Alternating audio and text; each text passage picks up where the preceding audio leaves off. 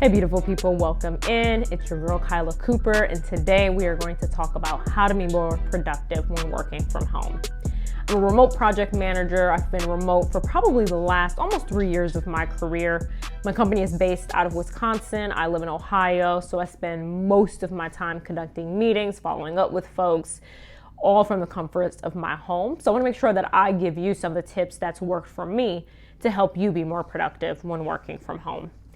The first tip that we really want to think about is just your working environment. What does that look like? So ideally, you would like to have a dedicated office space. So I have a separate room that is my office space. That's where I have my desk. That's where I have my laptop, my 2 monitors, and that space is solely used for my working environment. You want to make sure that you have a dedicated space that you're not using for anything else. So then that way that limits distraction, but then you also trick your brain into thinking, hey, I'm in this space now, so now I'm in the work zone. So you want to make sure that you have this dedicated space. However, if you don't have another room in your home that's available, carve out a dedicated space in your home that's away from the TV. So that could be like your kitchen or your dining room. Take hold of a table. I'm sitting at my dining room table now, and sometimes I will work from here because it is away from the TV, and I know that it's also another comfortable place where I can get work done without any distractions. That's the key there. You want to make sure that wherever you're working, there are very few distractions. So first, when you're thinking about your phone, you want to make sure that your phone is on DND, do not disturb, or you want to make sure that it's in a totally separate room. Now, if your job's anything like mine, I do get phone calls into my cell phone, so I must have it on me. But it's very helpful to have that phone on DND, or to make sure that you set dedicated hours in which you're checking it.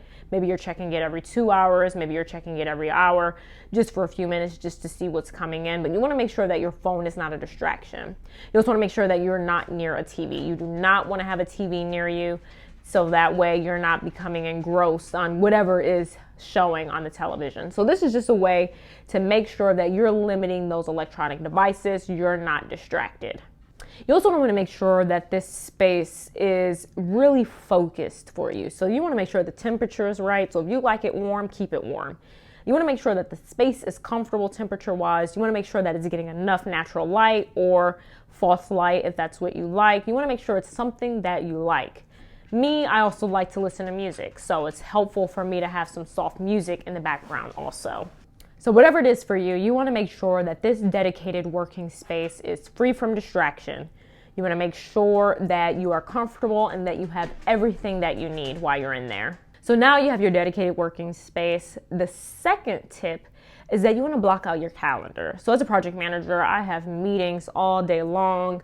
I have certain tasks that need to be accomplished. I have research items that need to be done.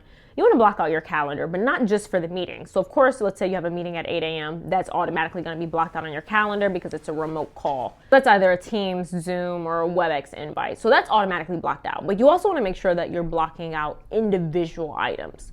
So say I need to complete a research task that's going to take me an hour. I will actually block out that task for a specific slot on my calendar, so that way I know this is what I need to do at that time. So it's helpful for me at the beginning of the day to block out my calendar for all the minimum things that I need to do for that day. So at a very minimum, what do I need to have accomplished? All of those things are blocked out on my calendar. Now, I'm not saying that I absolutely follow that to a T. Maybe I have a call running over, maybe something unexpected pops up, but just having that time blocked out on my calendar lets me know that this is important, this needs to get done, and this is what I'm going to do today. So you're already creating sort of like a to-do list or a checklist just using your calendar in Outlook, for instance, that helps you to block out that time so that way it can get done. And it allows you to prioritize that work. So I think that that is a very helpful tip. I have been doing that since I've started my professional career, and it has helped me incredibly to get most of my work done that needs to get done that day. Third tip is, so now we're in this dedicated working space. We're blocking out our calendar. We're grinding out. We're working. How do we combat that exhaustion throughout the day? We're getting tired. We've been sitting at our desks for over 45 minutes. The next is that you really want to carve out some time to take a break. And Specifically, I like walks. I think walking outside, getting fresh air is very critical to your health. Not only are you getting sunlight, not only are you getting fresh air, but you're also getting a little bit of exercise in away from the desk, away from home. That's the key. You want to make sure that you are getting outside of the home since you spend so much time working there too. So I take 3 breaks a day, roughly 15-20 minutes to just go outside and walk. And luckily I have a dog, so that actually helps me to prioritize those walks because she will come into my face and stare at me because she's ready to go outside. So that is a very helpful reminder. So if you want to get a dog. But other than that, set some alarms on your phone. I say maybe 2 to 3 times a day. Walk away 15-20 minutes. Just go outside, get some fresh air, get some sunlight, and take a breath. Along that same line with the 4th tip is just making sure that you reward yourself.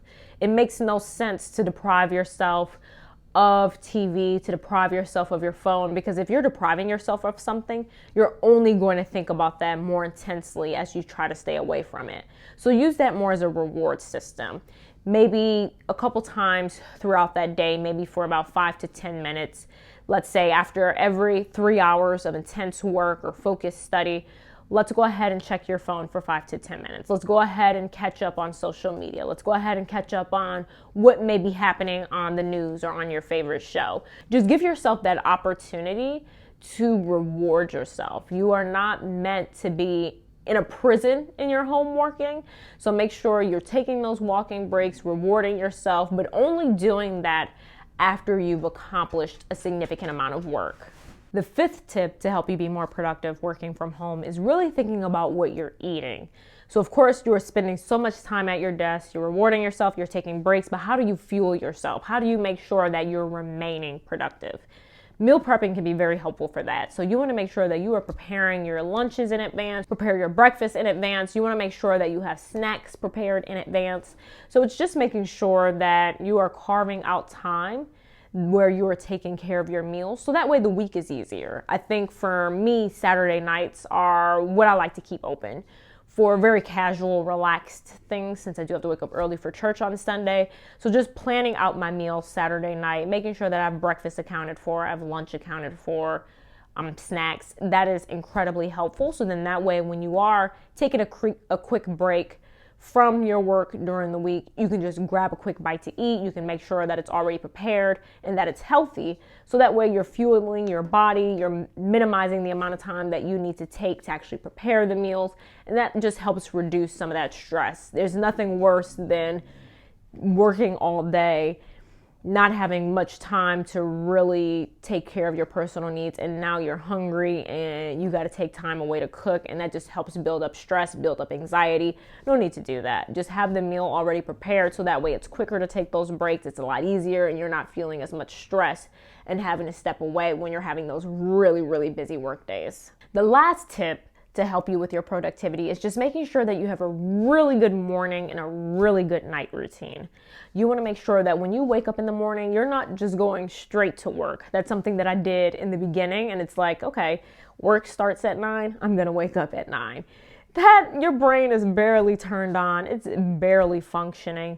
You want to make sure that you have a very good morning routine. You want to wake up, let's say you want to wake up 2 hours in advance. That gives you time to shower, get ready, maybe do a little bit of light reading, maybe checking the news, whatever it is that your routine involves. It just gives you a little extra time to wake yourself up, get your brain ready to go, and help you feel a little bit more relaxed before you start that work day.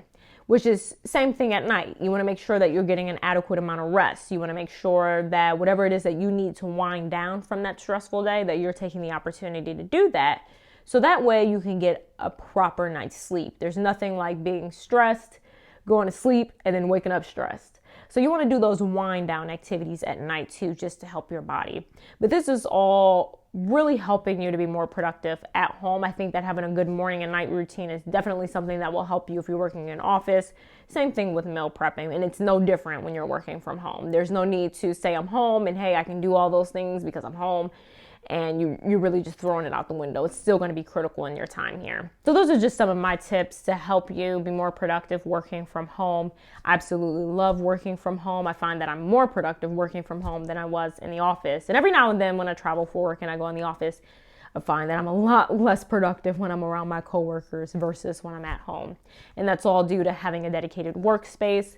That is me blocking out my calendar. It's also me taking walking breaks. That's me taking reward breaks. That's me meal prepping.